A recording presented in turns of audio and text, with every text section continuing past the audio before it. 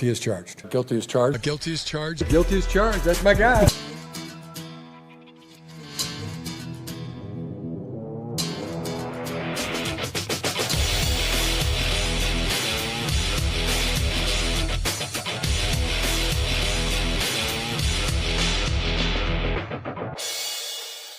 Hey, what is up, everybody? Welcome to the Guilty as Charged podcast, coming to you live on the technical first day of free agency, if you want to call it that.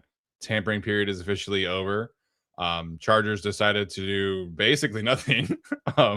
So we don't have a lot to talk about, but we decided a few days ago that we were going to be live every day this week of free agency. And so we're sticking to that. And here we are, a little bit earlier than the last couple of days, but have some things to get to later. But we're here. Tyler is here. What's up, man? How you doing tonight? Doing well. No crash outs today, which I still wouldn't even call it a crash out. Some fans made their opinions felt on the matter, and see you later. Yeah. If you blocked us or blocked Tyler after that last night, I think you missed the whole point of what we were saying. But It is what it is. Yeah, should be a fun one today, though. Even with the lack of moves, we'll have some fun. The chat will have some fun. Should be good. Yeah. We got a couple hundred of you guys here already. Just got our first super chat of the night. We appreciate the heck out of you guys. If you wouldn't mind, make sure and hit the subscribe button. If you're not subscribed, make sure like, comment, all that good stuff does continue to help grow our show. And we'll get started here in a minute, talking about the latest about the Chargers free agency notes. Mostly a busy re-signing day. So we'll talk about the Trey Pipkins thing, Phillips, which is very exciting, I think, for most of us. Dean Leonard back, Josh Harris back, the GOAT, shout out. And so we'll talk about all of that here in a minute. Before we get started, of course, I have to give a quick shout out as well to our friends over at PrizePicks, the best and easiest way to consume daily fantasy sports. Whatever sport floats your boat. Obviously, we are out of football season. Baseball season is right around the corner. Golf is in full swing. Basketball is in full swing. March Madness right around the corner. So definitely encourage you guys to go check it out. This episode of the Guilty as Charged podcast and every episode of the Guilty as Charged podcast is brought to you by PrizePicks.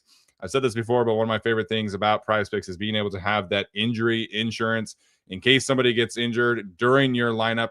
You will not be punished for having that person get injured. So it is a great ability that PrizePicks offers you to have that flexibility in your back pocket should anything go awry with the players that you choose. PrizePicks is also available in over 45 states, including California, Texas, Florida, and Georgia. So definitely go check it out as much as you can. Use the PrizePicks app and then the code GUILTY to get $50 in lineups after you play your first $5 lineup. Again, that's code GUILTY to get $50 in lineups after you play your first $5 lineup. PrizePicks, it's good to be right. All right, so I mentioned it. Busy re-signing day for the Chargers. Trey Pipkins signed a new deal with the Chargers about 30 minutes after we logged off last night, which is always fun. It's a 2-year, $10 million contract for Trey to return. It can go up to $12 million with playtime incentives. So we'll see what happens there. He was announced as a tackle for what it's worth, which we can definitely get into. Josh Harris, the GOAT long snapper, is back. We do not know how long his contract extension is for, but he's back, and that's the important thing.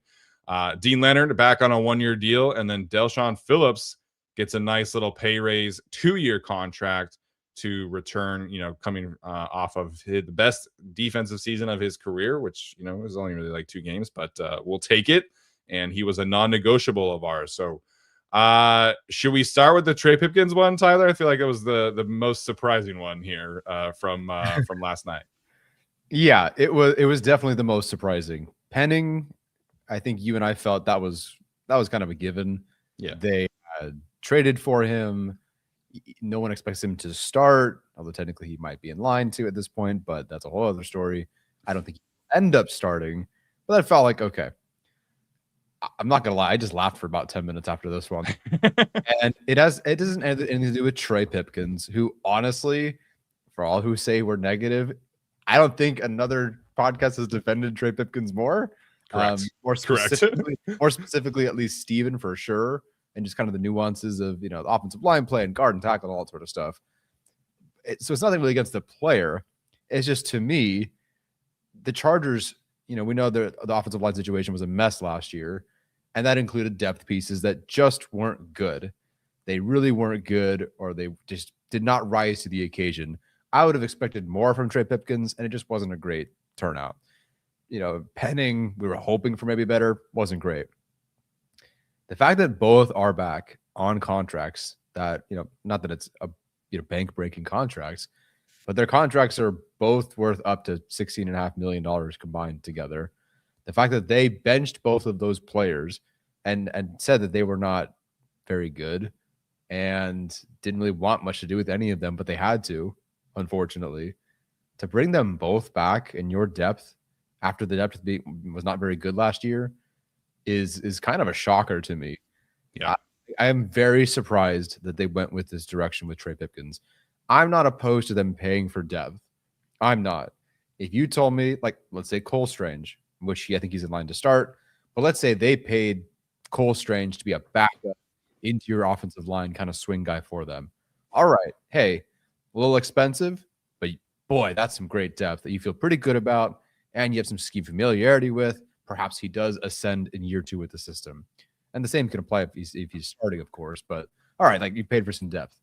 To pay for the depth that did not work, that you watched already work Right. last year or years prior with Penning's career and Pipkins' career, was a true stunner to me. So does this kill their offseason? No. But I did think it was even just a little bit funny that they actually did re-sign both of their options, who by film or statistics were not good last year. Yeah, it's definitely funny. I think that this is part a sign of what really is the market at backup tackle, and it's just not great. Like, most teams these days are trying to figure out some kind of reclamation project. I mean, the Bears just signed Jedrick Wills, who did not play all last season, and he's going to compete for their swing tackle spot, and they'll probably draft somebody else. And granted, their starter, Ozzie Trapillo is probably going to miss the whole season, so they're kind of scrambling a little bit. But that's their backup tackle solution is Jedrick Wills, and the Jets re-signed Max Mitchell, who has been underwhelming, to be their swing tackle. So the swing tackle veteran market is it's just really, really dicey. There was no clear path for the Chargers to be like, yeah, upgrade over this. We kind of floated the idea of Larry Borum. He signs with the Lions on like potentially starter money. And so that's the thing with a backup swing tackle. If you are, trying to upgrade, like, you're going to have to pay up a good amount of money to do that. So $5 million per year for Trey Pipkins, I think, is just kind of the indication that that's where the market is at. My take on Trey Pipkins has always been that he's not as bad as fans make him out to be, when graded properly on the scale of he's your swing tackle. The problem is that he's started so much for them because of other injuries, and he has also been injured a lot himself. And so there's just never really been like the proper like scaling of his evaluation. And then they played him at guard all last season, and it was not pretty. It was not good. It was his worst season by far. And last season, you keep him, he's your swing tackle, and then Slater goes down, in training camp, and it's like, well, now Pipkins is just kind of stuck as your starter again. Mm-hmm. So if he's a guy who you need to start for an entire season, it's not great. It's just not ideal.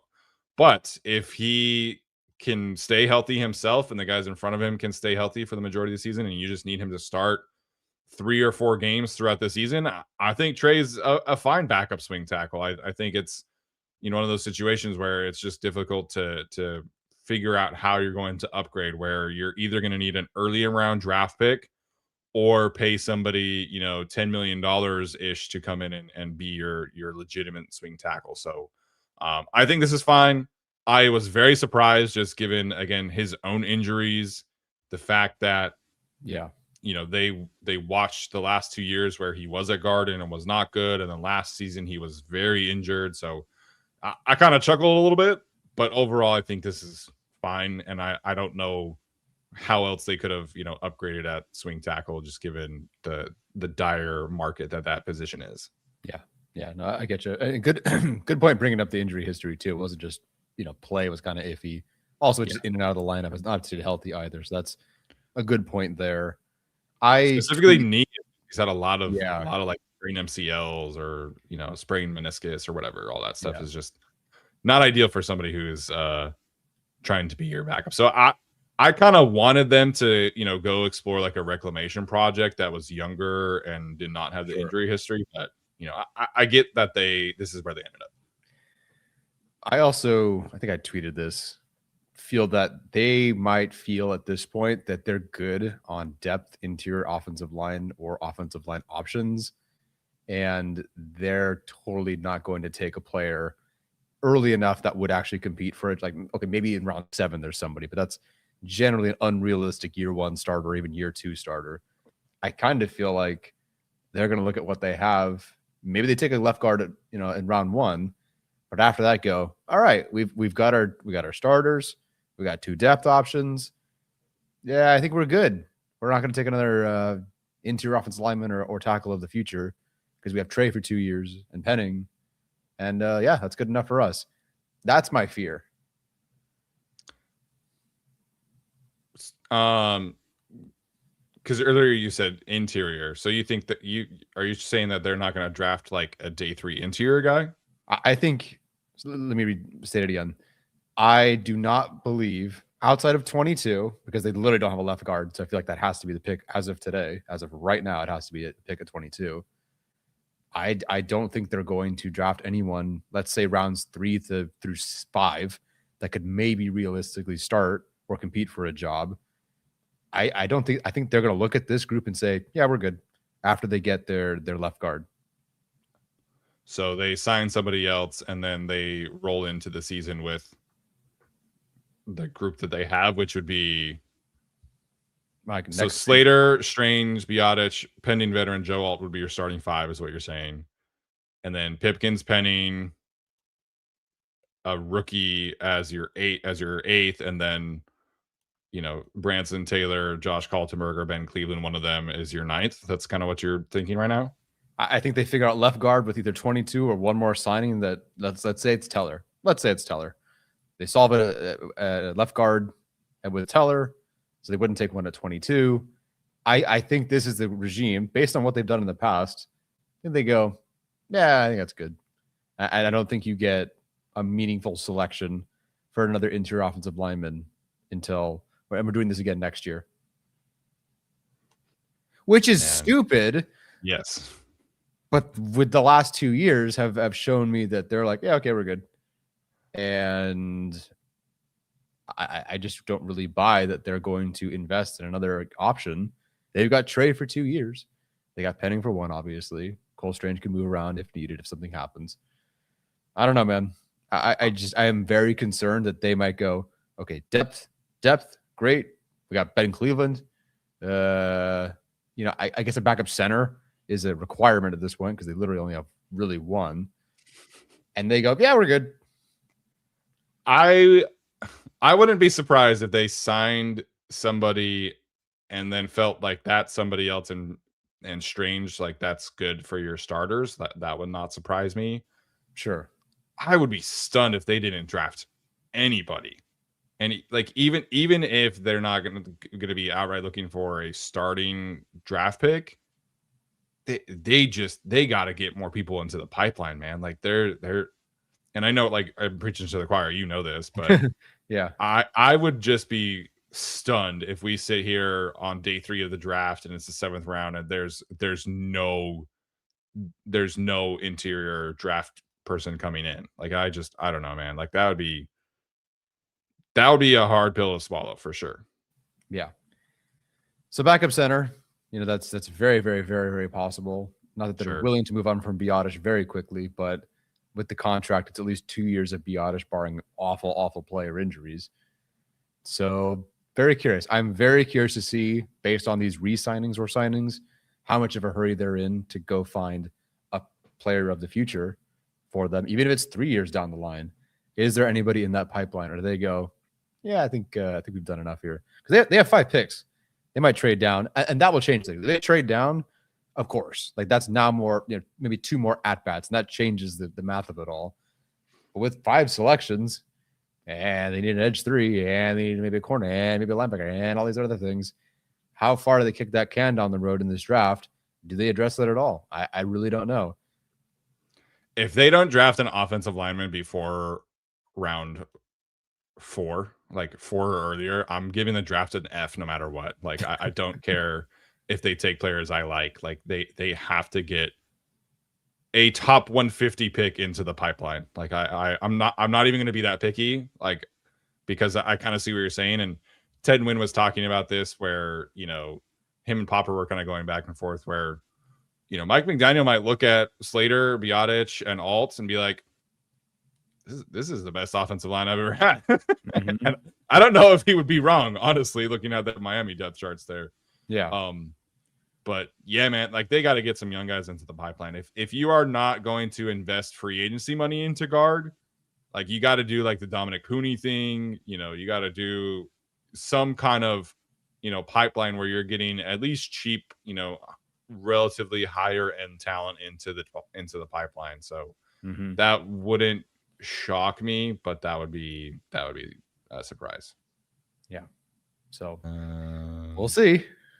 Oh, Tupapa, is that your reaction to me saying that the draft would be an F no matter what? Yeah.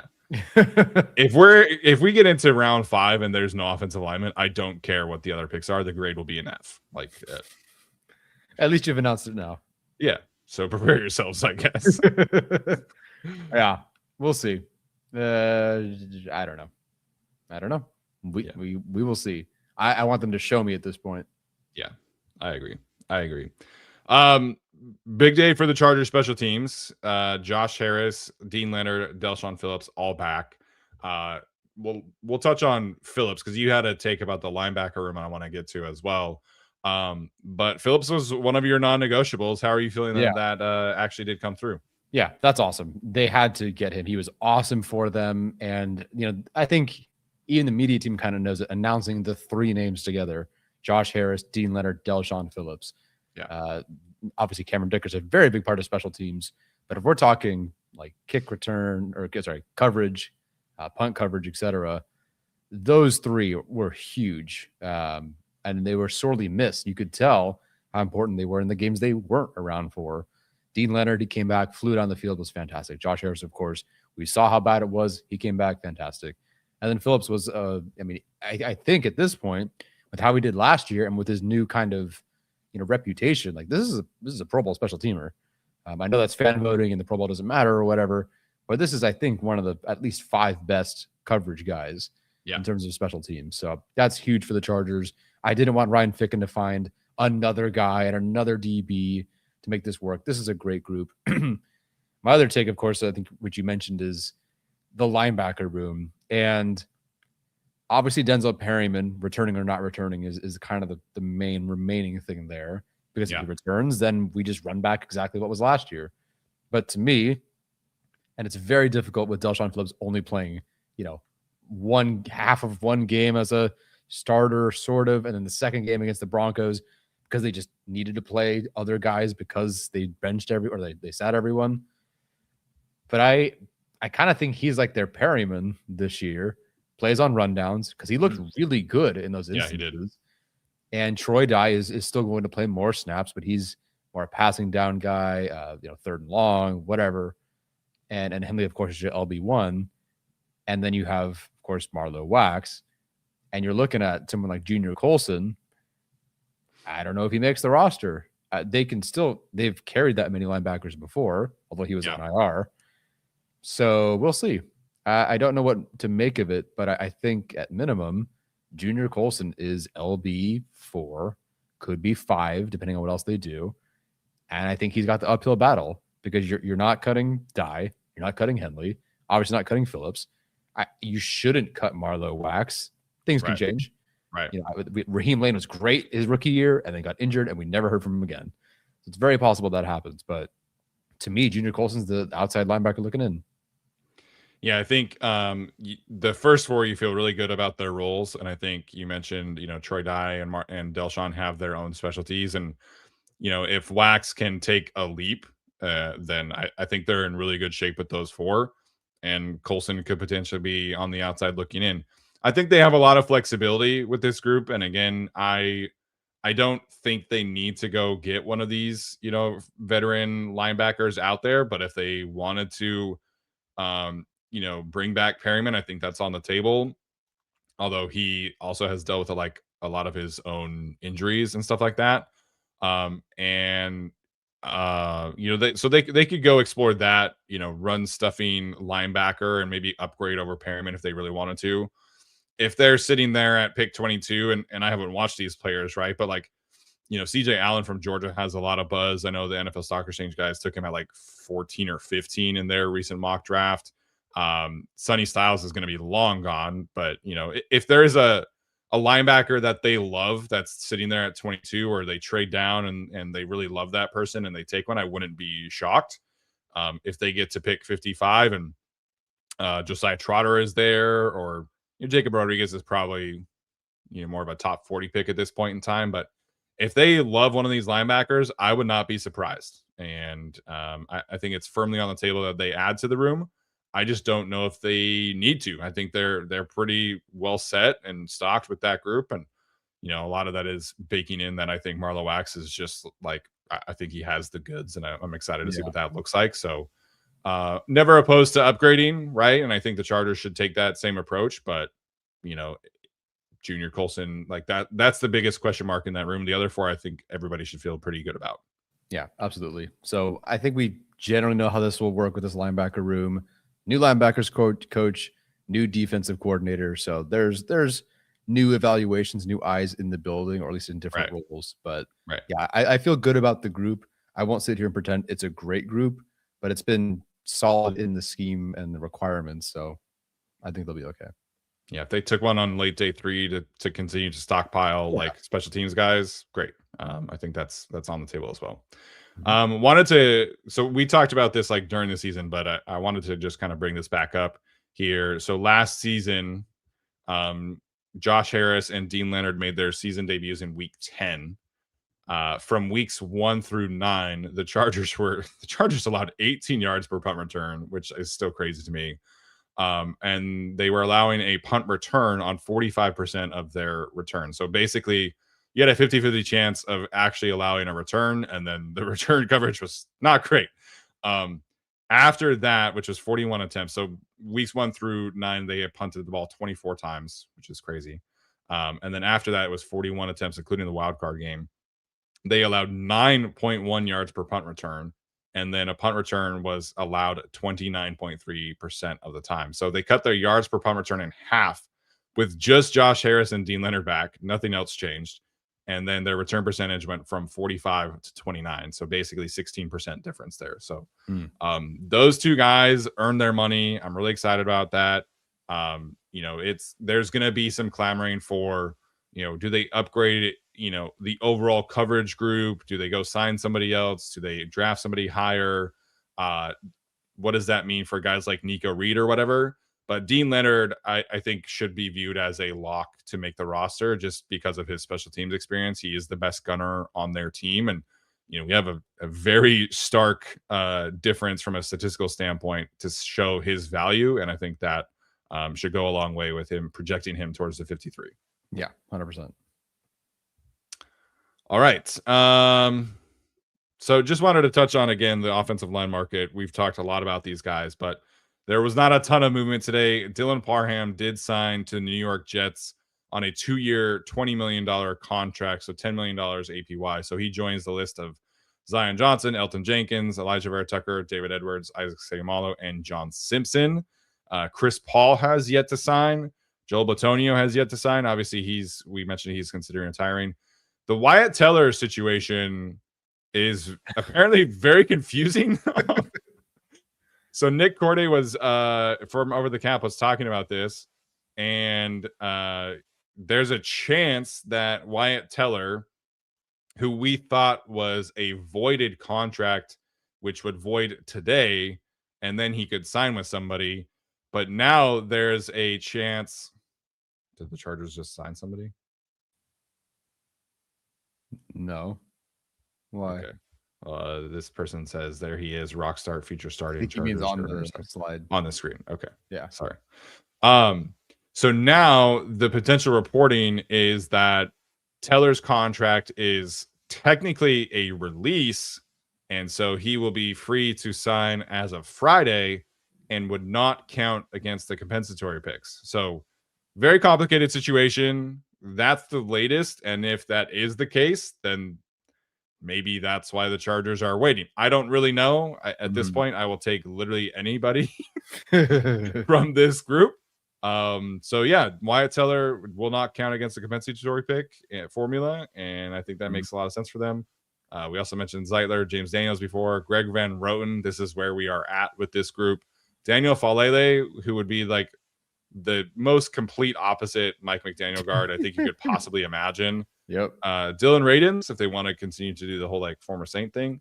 Daniel Brunskill, who we talked about, could be their backup center if they really wanted to. And then Jamari Sawyer, who we put on screen. If they're going to run it back, again, very opposite of a Mike McDaniel guard, but Yeah. you know, maybe they wouldn't mind running it back all the way, I guess. Yeah, I mean, Pipkins and Penning are far more athletic, so that's at least understandable in that regard. Sawyer, we have both agreed, don't really think so. Could do worse. Like, I think he's a fine player. At some point, you just need players, but yeah, don't know about that one. The Wyatt Teller situation is so funny because first I just assumed he was, going to be released like anything else, and then here we go, and we're all good. And then it was, oh, actually, he can't be released till this day. And then we asked around, and the response was, yeah, I have no idea. Like it's confusing to us. And we're like, oh, okay. So if you have no idea, but we don't really have any idea. This is it, guys. Like, I feel like Wyatt Teller is the last. Okay, that makes sense for the Chargers. Yeah. Okay, that's good. Would of course like someone long term, given the age and whatnot. But hey, I'll take it. Like that does shore it up for at least a year. Someone like Teller probably can get a 2-year deal. I don't know how much older he is than Seumalo, but Seumalo got a pretty good deal at 33. And so Teller will be 32 in November. So, okay. So he is my age. He would be a 32-year-old guy just like me in November. Yeah. Just so funny. He's so old. Okay, he's so old. What a washed kid. He's so washed. So we'll see. I'm hoping the Chargers, like, I know the comp pick formula thing is, woohoo, yay. I'm hoping they're willing to meet the APY that he will likely command. I don't know how many teams still need a starting left guard, but I mean, if they're out on, say, Amalo at 10.5, or Simpson at 10, or Parham at 10, or Elton Jenkins at 12, if Wyatt Teller goes, hey, I kind of have a better resume overall than most of those guys, if not all of them. Yeah. And the AL got over 10. Well, where's my deal? Is he going to command more? And if that's the case, will the Chargers pay that one? They can. They definitely, absolutely, 100% can. But hopefully they do. What was his contract projection? Good question. I can't imagine it was that high. But what a range of, I mean, everyone's contracts have been so rangy.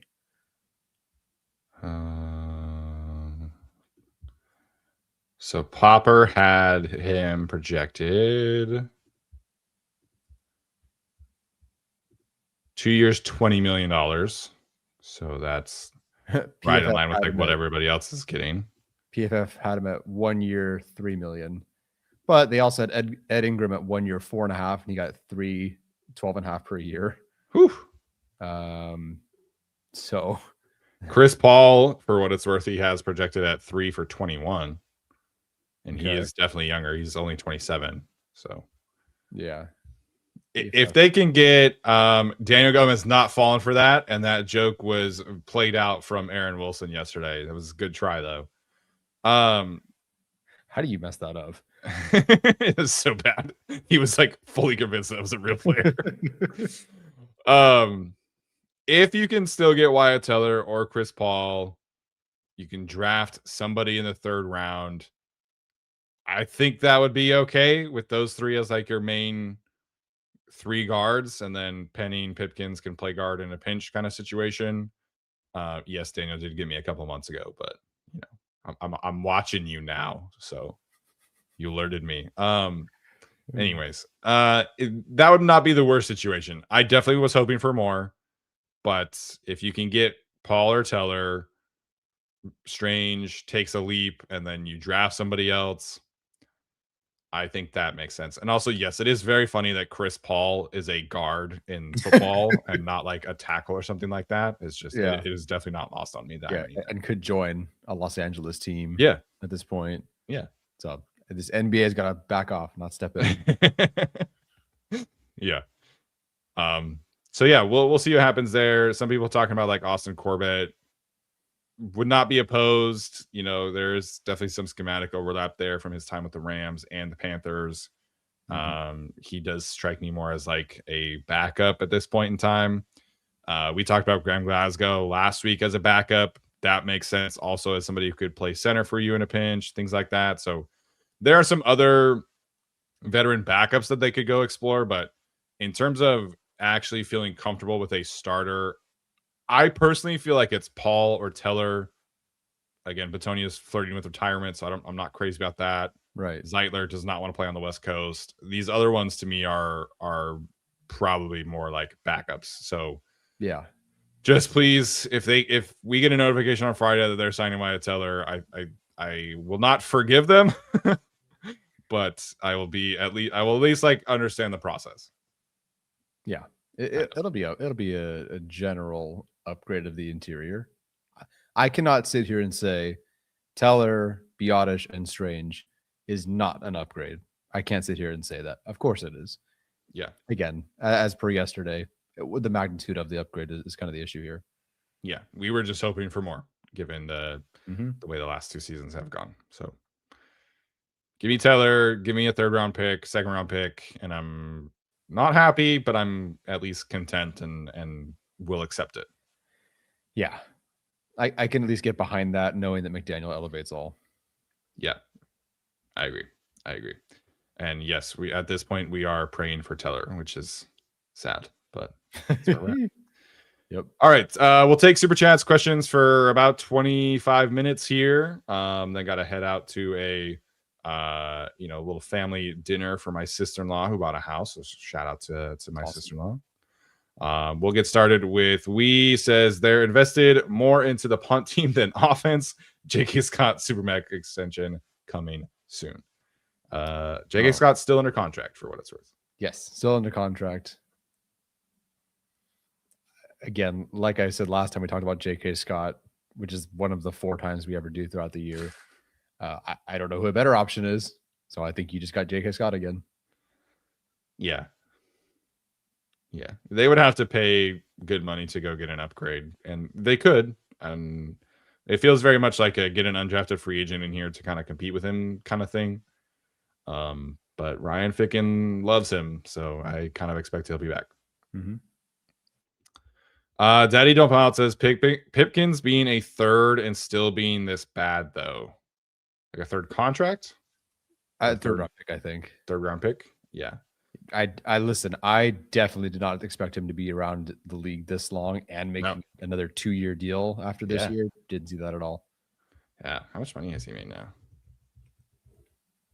He made a pretty decent contract the last time. Yeah. His career earnings.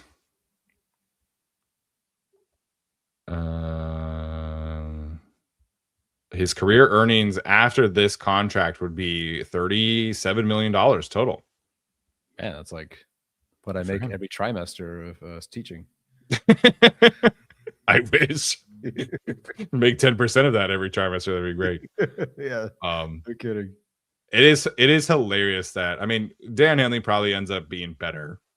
But it is hilarious that Trey Pipkins is right now the best third round pick of Tom Telesco's career. Keenan Allen. Oh my gosh, I always forget that. He's all right. Thank you. Yeah, he's all right. It's okay. It's a long time. You were literally gone during that time. So yeah. I always think that he was the year before for whatever reason. I don't know why. You're good. Okay. So second, whatever. It's a low bar though. Yes. Rybread says if Ortiz is trying to keep the comp formula in our favor, let's assume we focus on players who were cut. Do you have any favorites at any positions? So A'Shawn Robinson just signed with Tampa Bay, which I was I was definitely interested there. Mm-hmm. Jonathan Allen was cut from the Vikings. I'm Yep. not like opposed there. Who else has been There's cut? definitely a sneaky reclamation defensive line cut option on the way, I feel like. And then of course Teller, as we mentioned, if that's what his deal really is. Right. Let's see who else has been released recently. Yeah, they need a quarterback. They need a backup quarterback. That's not. I don't think Mario Edwards was cut. Hmm.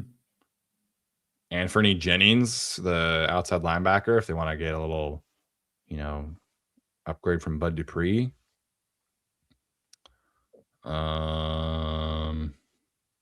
Taylor Rapp was cut by the Bills. I would not be opposed to that as your safety 3. Darnell Mooney was cut. I think that makes a lot of sense for them. Yeah.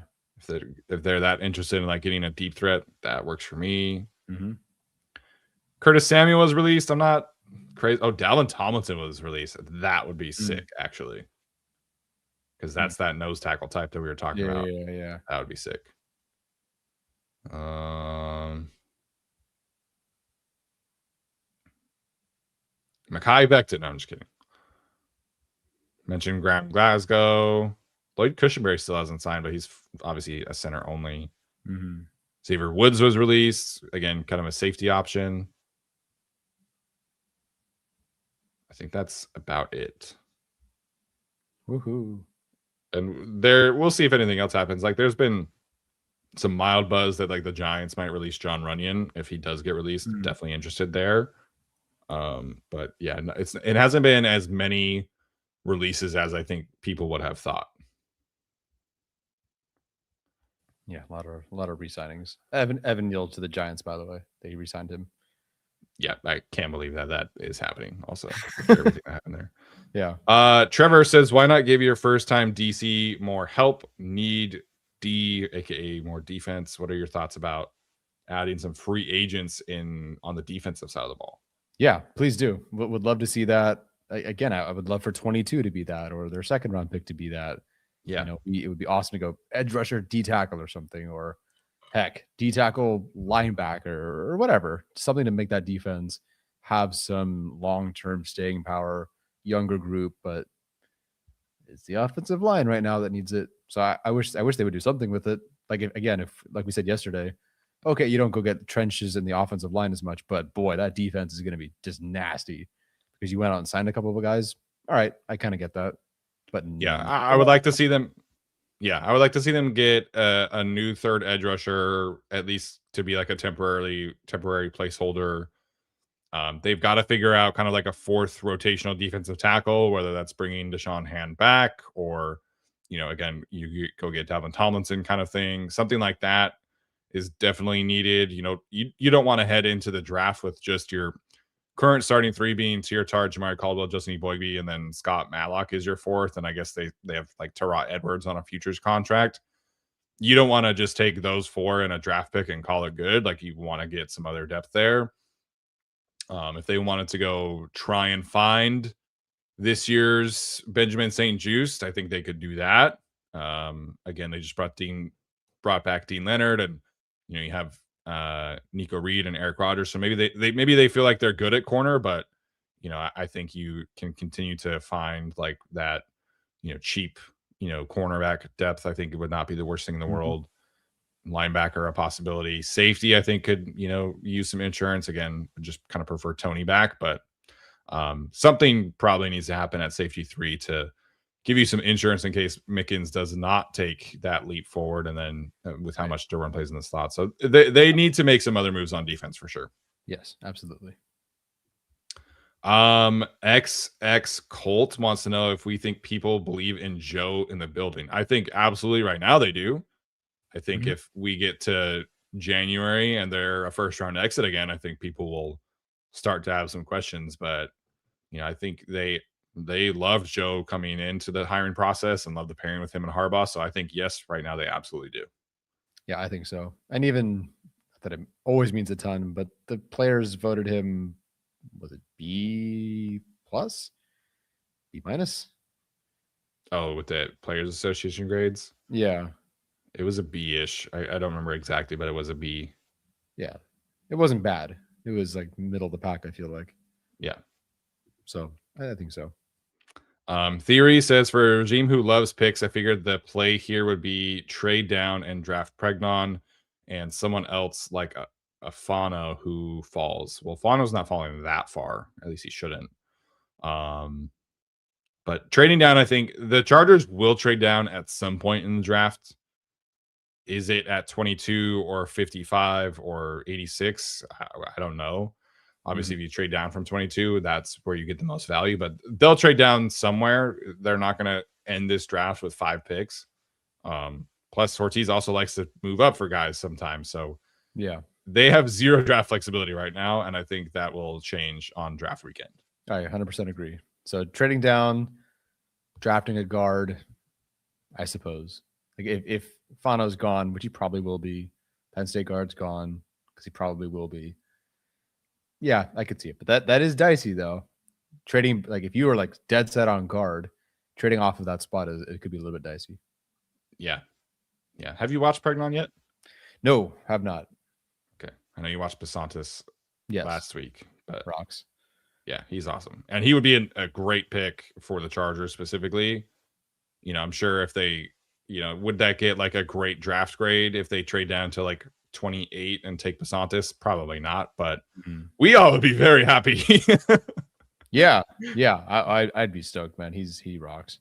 Yeah, he's great. To me, he's somebody who should go in like the 25 to 40 range. Yeah. But again, there's a lot of like tackles who might be guards or project tackles who could go into the 20s. There's a lot of corners who could go in the 20s. There's a lot of edge rushers who could go in the 20s. So we'll see. Obviously, needs force teams' hands all the time, but it doesn't seem like the 20s is where Basantis and Pregnon will go. Kind of feels more like in the early day 2 situation. But things can always change. Charlie says, unless Vega is there at 22, I think they'll get a guard in rounds 2 or 3. He is thinking edge or trade down round 1 for a guard. Yeah, it has to be at this point guard. Well, it has to be guard, but if it's not guard, then it is edge rusher, like you're saying. So I agree. Yeah, I just love the idea of getting TJ Parker, R. Mason Thomas, somebody in that group. Some people have talked about Keldrick Falk. To me, I didn't love Keldrick Falk's tape, but I understand like he's very young. He's a physical freak, plays the run fantastically. So I wouldn't be surprised if Falk were their type, but getting a first round edge rusher into the pipeline, let him learn from Khalil and Tuli for a year. And then next year, maybe he's ready to be the guy alongside Tuli would be a great situation. The second round edge rushers, I think, dry up pretty quick. Like if you're going to get a true Pro Bowl potential edge rusher, you almost always have to take them in the first round. Like Tuli went in the second round, but if you look at second round edge rushers, it's like him and Nick Bonito, and then everybody else is just kind of like meh or bad or didn't even make it to a second contract. So first round edge rusher to me absolutely is where I'm leaning right now. Yeah, if it comes down to the second round, it's basically Derek Moore for them. Like they could circle that one for them at 55. Yeah. Alhala says he bumped into Ortiz at Trader Joe's last night. Don't know if this is real or not. Hope so. That'd be cool. His idea is to swap firsts with Tampa Bay and trade QJ and then draft Ioane. Where does Tampa Bay draft? They are picking 15th. I don't think that's high enough, especially now that the Ravens have pick 14 again. That's right. And honestly, like the Raiders would have taken. So people can always fall, and people specifically in this fan base will always do like the Derwin fell and all this stuff, and it's true.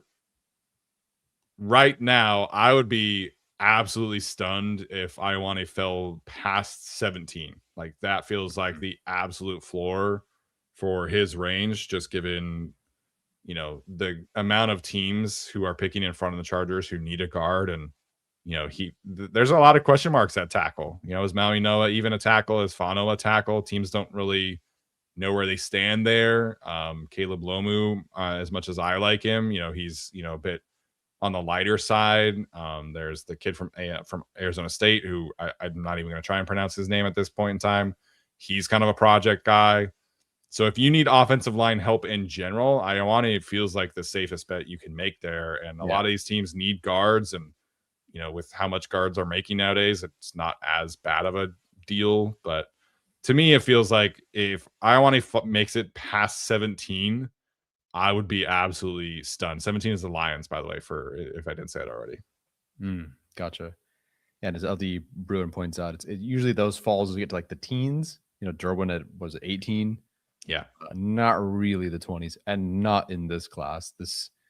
By all accounts, I mean, usually it's at least 2 quarterbacks, you know, in the top 10, top 15.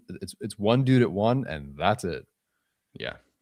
Some people are talking about Ty Simpson as somebody like, you know, this year's Jackson Dart, where they trade back in and take them at like 27 or something like that. But it's, and even outside of the quarterbacks, man, like there's just not a lot. I'm not watching all of the like top guys, but Daniel Jeremiah was saying that he has like 12 first round grades this year, which is not good. So yeah, and it's, as much as I would love it for it to be a great draft, it's just not. Yeah. 2027 sounds like it's fucking awesome, according to what everybody says. So we'll see. But this year, somebody like Ioane falling in this class to 22, I think is completely off the board. Yeah. Mario says trading back is risky. A lot of draft trade back stuff today. I love it. He would like Vega at 22. If he's not there, take TJ Parker and then Basantis. This free agency has been a joke. Clean house if no playoff win, he says. Yeah, I know Braden Frahoko floated that around, and everyone's like, no, it's ridiculous. And then they didn't sign a guard. And then everyone's like, well, maybe hold up. Give him a second. Trading back is risky. It is. If he's, of course, if Vegas at 22, and they feel he's a fit enough. And even if they don't, like, he's good. Yeah. If not, take TJ Parker, then Basantis. I think Parker will be there. I just can't see Basantis getting to 55. Yeah. That's a long way to go for a player. I think everyone's going to settle in as a top 40 player. Yeah, I agree.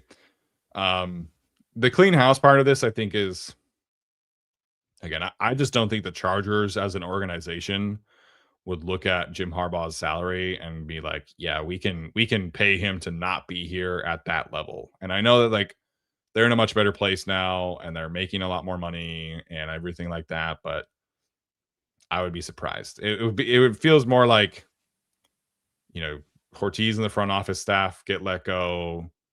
You know, maybe you make some changes at some of the coaching staff positions around Harbaugh, you know, stuff like that. But we'll see. Yeah.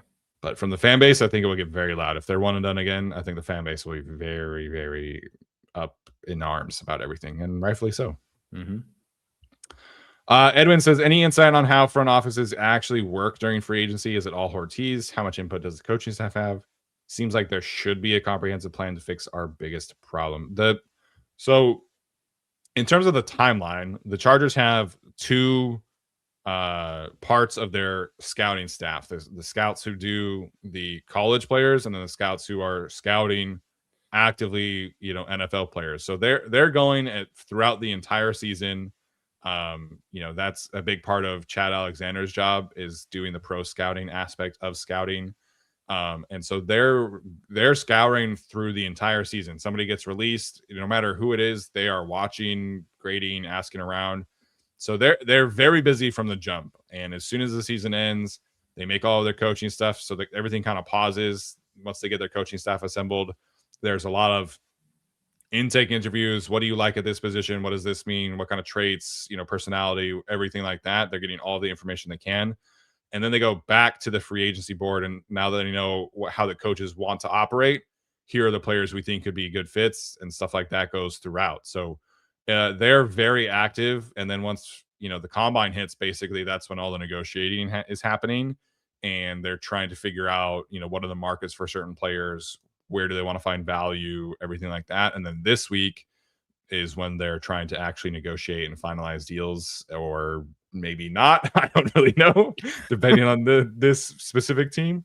So they're very busy. The coaching staff definitely has a say. Yes. You know, like the Cole Strange thing does not happen if Mike McDaniel is here, you know, and stuff like that. So, yeah.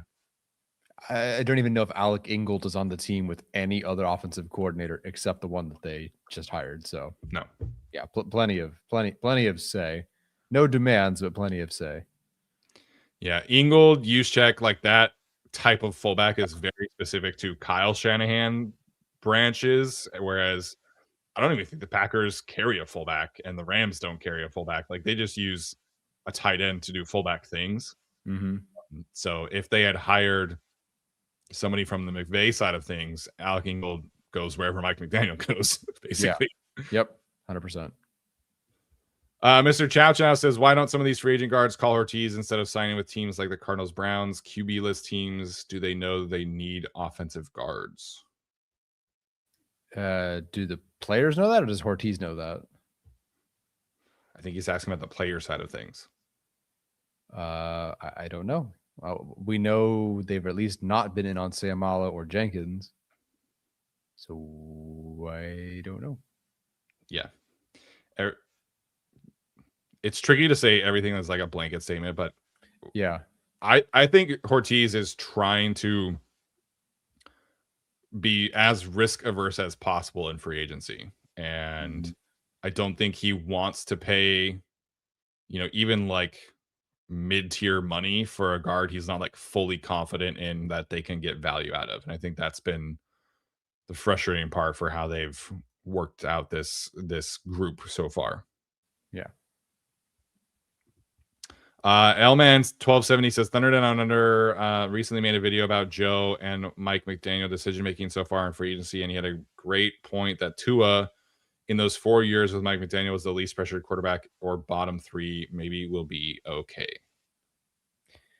I mean, they will design everything they have to make up for deficiencies that are on the offensive line. I don't doubt that Mike McDaniel will maximize, you know, quick passes and whatever they need to make sure they can avoid it. There's also the aspect of what could they have done more if they had the requisite groupings to really actually hold up in pass protection for a significantly longer amount of time. Yeah, I agree. And I think the general approach there is like they will be less pressured this year just because of the scheme and the coaching staff. But like we've talked about, doesn't mean you shouldn't try and upgrade. Yeah. CC Click says no team in NFL history has ever carried $40+ million cap into the season. What's the realistic plan? Trading for a high contract player, Brown, etc. I don't think it's AJ Brown. We've talked about that. They're not going to carry $40 million plus into the season. Like they have the draft class, and even if with 5 picks, like they still have to, you know, sign those players and pay those players. You know, they have other areas of need that they'll figure out. Again, like Deshaun Hand could be back, safety, etc. I'm assuming they enter the season with like $25 or $30 million of space at this point, so they'll have some space to make an in-season move potentially, but it will not be over 40. I think that would be very surprising. Yeah, I agree. No shot over 40. Charlie Sinclair back says that at a stock exchange did a mock draft. They went with Tyson, the wide receiver from ASU, Lawrence, I assume that's Malachi Lawrence, the edge rusher from UCF, and then Keelan Rutledge from Georgia Tech, and then Bud Clark, safety from TCU.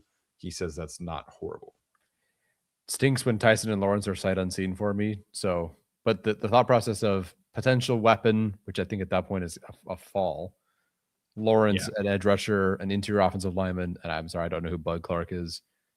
The idea of going weapon and then trenches on day two, I like the approach. Yeah. I don't love going receiver round one as stated, but Jordan Tyson, have not scouted him per se, but watched a lot of him at ASU. And if he is there at 22, I think that's a value, and that would be hard to pass up just given the potential that he would bring you as like a legitimate X receiver. I like Malachi Lawrence. Rutledge, I'm not crazy about, but in the 3rd round, I think is fine. Yeah. And then Bud Clark, haven't not watched, probably will not watch, but getting a safety to kind of fill out the room in round 4 is Gotcha. not my favorite process, but I would understand it. Yeah. Alex says quiet day on the official day of free agency. I thought there was a big trade coming today. Guess not. Yeah, there was some stuff going around that they could potentially be dealing with a trade, and yeah, that didn't happen. So yeah, sucks, but yeah, I reached out and they were like, yeah, no, we got nothing. So yeah, have had plenty of buzz by other teams and other things. I mean, what was the Osa trade that was kind of floated in our Discord early, not to the Chargers, but that was discussed. yeah, nothing. It's all quiet on the Chargers front. Got nothing. I would have loved to sign Osa last year, but yeah, no kidding. Is what it is. I'm very surprised the Cowboys are trading him already. Mm-hmm. Oh man, this is Jesse says that he's going through a divorce. My grandpa died today, and Chargers free agency has been cheeks. It's been a rough week. Love you, Bull fam. Man, Jesse, that sucks. I can't imagine sending a super chat to somebody during all of that stuff. But so thank you for that. Condolences for your grandpa. Hope everything's going okay with the divorce, and just general vibes, man. Sending some positivity your way. We appreciate you jumping in here on the stream tonight. But hopefully there are brighter days ahead. Yeah, likewise. I'm glad you're in here, finding something to even distract yourself. If I can tell a joke, whatever can help, let me know. Reach out if you need anything, of course. Yeah, I'm happy to chat if it's rough on the weekend, or if they sign some player that's terrible and you that's it, and you got to talk to someone, right there for you. Yeah, I can't imagine, the saying when it rains it pours really unfortunately applies frequently, and that's a tough one. So yeah, grandparents dying. I've only had one of my 4 grandparents die, which is kind of amazing because I'll be 31 this year. It's very rare for someone to have almost all 4 grandparents for almost 30 years of their life. But yeah, nothing like losing, especially for my grandfather I was the closest to, my mom's dad. It was rough. So been through that, not the divorce. Have been through plenty of bad free agencies though. So that for sure I can get you through. Yeah. Not fun to lose a grandparent. I only have one left alive for what it's worth. So it is not fun. Mr. Calmighty says that he believes Mike McDaniel is calling the shots for our free agency acquisitions. McVay and Shanahan build their interior offensive line this way. Well, Shanahan does. Sean McVay does not. Sean McVay is very aggressive at guard and has 2 of the most expensive guards in the league right now. He generally cheaps out at center though. So, but guard he will pay up for. And Steve Avila was like their 35th pick or something like that. Yeah. So yeah. It is very much a Shanahan and his disciple thing as opposed to a McVay thing. He thinks that Branson Taylor or a rookie will start at left guard. We'll see. I think they will get some other veteran to start, but maybe I'm just coping a little bit. I think there's no way they're really going to stretch my definition of the word viable starter. But I said they need 3 viable starters heading into the draft. I think they will have 3 viable starters, but it's a little shaky when 2 of them I'm not so sure about. Yeah. Alex says, any new game balls today? Appreciate the commitment to the bit there, as always, Alex. Winter Soldier 69, nice, says it's a little frustrating how it's either ex-Raven or ex-Dolphin now and nothing else. Do they know there are great free agency players from other teams? Well, they did sign a center from the Commanders, and he's pretty good. Yeah, but I do get it. Here's Cole. We did our list of all our free agents that could go to the Chargers, and the ones that were like, yeah, that probably them. That was them. So we'll see. Yeah. I mean, they signed Dante Jackson from the Steelers last year. That worked out pretty well. They did. Troy Dye was from the Vikings. Yeah, technically, I think familiarity there with Ficken or no? Yeah, in Oregon season in Oregon. Bud Dupree was that 2021 Titans team. Yeah, the Titans you could put on this list for sure. Yes. I don't know why.